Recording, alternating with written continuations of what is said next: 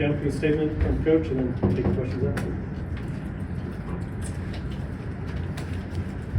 Another big SEC game. We got a 5-game stretch of 5 straight quad 1 games, which,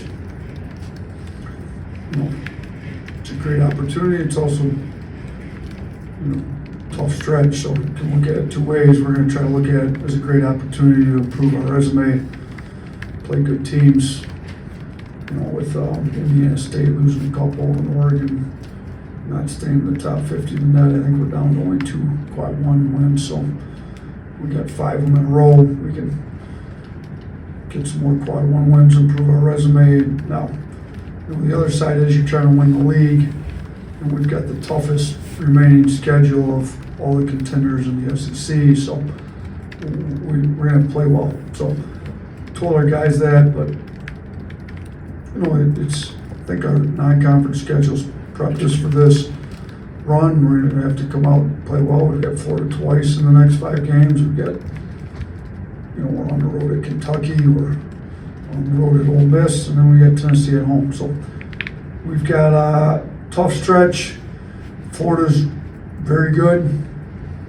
Shoot, they're leading the country in rebounds per game. They're number 2 in offensive rebounding, right behind A&M. So we got the top 2 teams in the country in offensive rebounding back-to-back games. We didn't do a great job keeping A&M off the glass. We got to do a better job against Florida.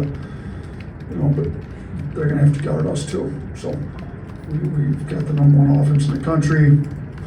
They're going to play 2 bigs. One of the bigs is going to have to guard a guard, and we'll see how that goes. We've got to do a better job rebounding. They're going to have to figure out how to guard our guards. So it'll be kind of 2 different styles matchup.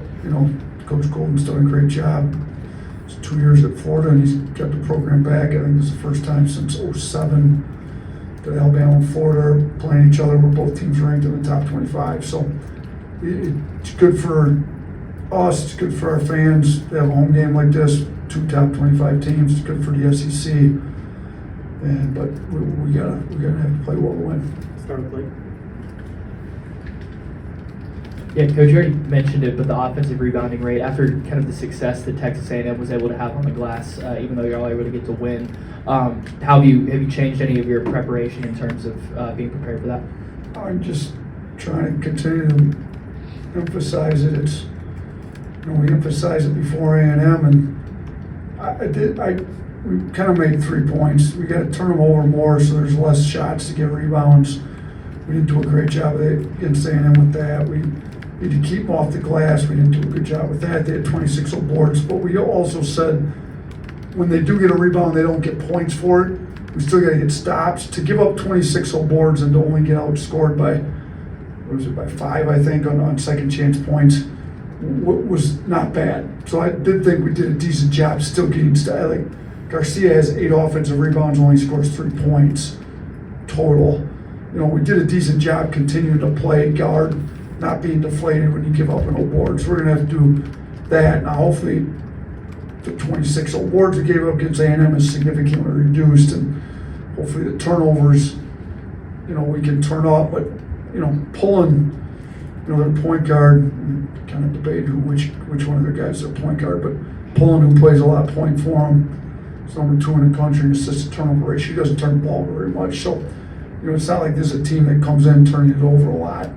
But, if we could turn our pressure up, with our guarding one of their bigs, hopefully we can pressure a little bit more. We got to do a better job with that. Charlie. Yeah, Coach, you talked a lot here recently about Latrell and telling him not to pass up open shots, but where have you seen the rest of his game kind of come together as he's kind of developed into a bit of an X factor for you guys?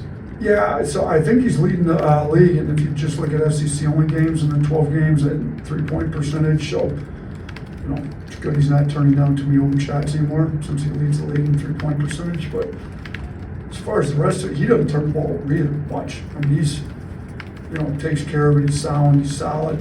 His defense has gotten much better for us. It's continuing to get better. He had the double-double here recently. He's been able to rebound it. So he can impact the game in numerous ways. I don't think he's missed a free throw yet on the year, so he's guy that you can have in at the end of the games that you can trust with the ball, trust to make free throws and guard. So, you always talk about starting group and closing group. Well, he's a really good closer. Doesn't miss free throws, doesn't turn the ball over, and guards. So, he's been really good for us. We need him to continue to develop and grow, and his role is going to continue to increase around here. Tony? Sam Walters coming off a big game against Texas A&M, also had a lot of rebounds. Just in a game like this when you're going to need those, just what did you see from him and how can he kind of continue that? Yeah, I mean, we talked about like contested rebounds, and he's had some games where he's had 6, 7 before, but a lot of them were ones that fell in his lap. I thought he went and got some this last game, like some contested rebounds, ready to fight with some guys. I think he's starting to show some toughness.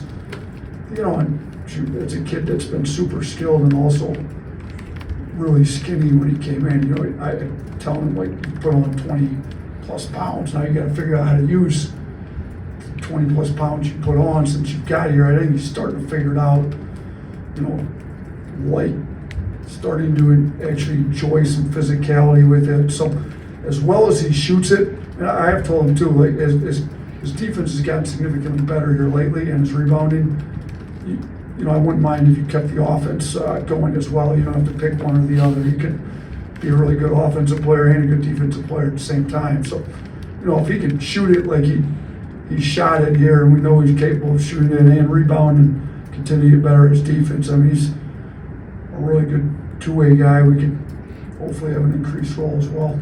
Chase? A general question about the three-point shot for you here. The three ball from the corner is supposedly tougher than from the wing or from the top, because from the corner, the backboard just doesn't give the shooter any perspective. I'm just wondering if your analytics bear that out. You know what? With Grant, it does not. He shoots much better from the corners than he does anywhere else, particularly like I think the left corner. So, like in the NBA, it's different because it's shorter in the corner than it is the rest, above the break. But the corner three in the NBA actually yields a higher points per shot efficiency than the rest of them.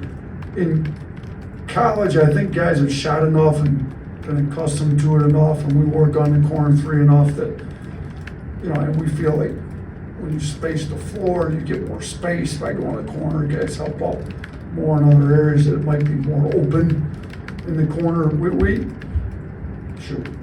They got to shoot them because we're in space at the corner.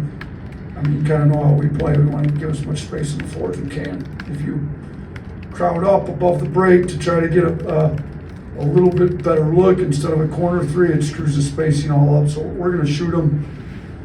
Guys are going to work on it, and I think we've been pretty good. I mean, some of our guys are better in the corner actually, but I'd have to pull everybody's exact numbers on it. We have it somewhere. I don't know it off the top of my head though. Hey, Kelly? Yeah, you've talked some about how you have some veterans on this team. I mean, the numbers bear that out in terms of, this is by far your most experienced team that you've had here. What are the pros or, even cons of having a team like that, or what kind of does that bring? I don't know if there's any cons. It's nice to have experience. I mean, maybe one con would be they don't improve as much through the year because they're already close to their peak. But with us having so many of them playing together for the first time new here, I think there's improvement, them playing in a new system, them playing together. So I think we are definitely hitting our peak as we approach the end of the year. In my opinion, it seems to me like we're playing our best basketball now. We've got to get the defense figured out. I think the pros to it are guys that have been through the grind. I mean, freshmen come in, high school seasons are much shorter. There's way fewer tough games. Guys have been through a college grind and know how to get their bodies ready to play, at the end of February and March. I think guys understand the importance of every single game because they've been through it before.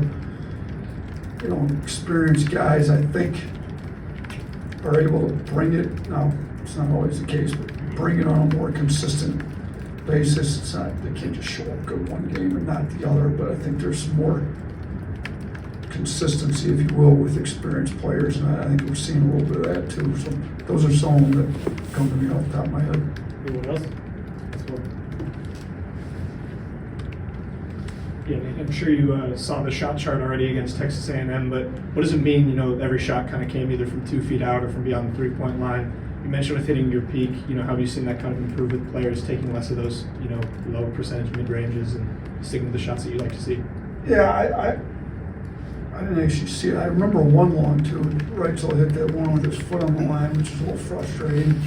So we must have, every shot except that one was either like in the paint or outside three. Yeah. Perfect, right? For all you analytics guys, when we did our math lesson in here, that's how it's supposed to look.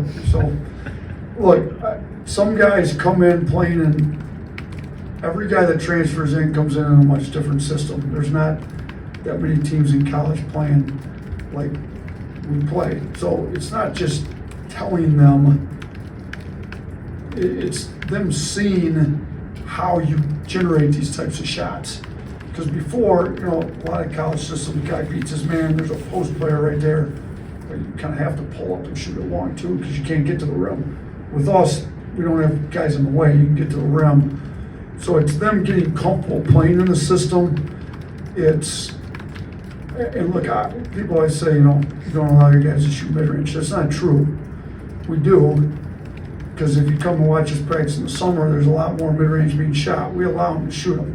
It's just every few weeks I pull the guys in, go through their shot reports, where your most efficient shot's coming from. All right, when you shoot, we're getting a 1.1.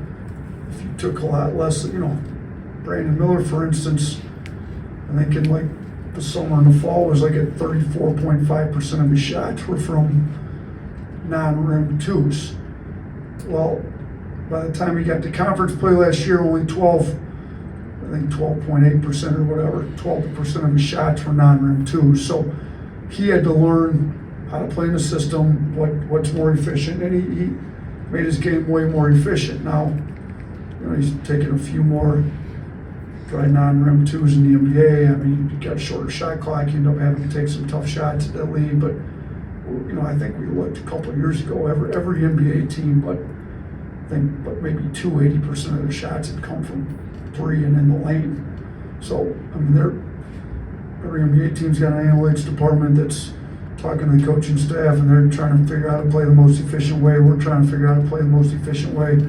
That shot chart against A&M was, I don't have it in front of me. Do you guys remember what our points per possession were in the A&M game? I think it was close to like a 1.37 if I remember right off the top of my head, but like close to a 1.4, which is very high. And they're typically a pretty good defensive team. So to have that efficient of an offense against a decent defensive team, you've got to have the right types of shots being taken. So hopefully we see a lot more shot charts like that that look like that. Just no long twos from Aaron. It seems like Aaron and Charlie seem to have their foot on the lines a little bit more than some of the rest of the guys. They're probably the two guys that didn't play in our system that play the most minutes. Just because Ryland and Mark played here last year. We don't shoot. We definitely don't take shots with our feet on the line, that's for sure. So, all right, another math lesson. Once a week we get a math lesson. That's good.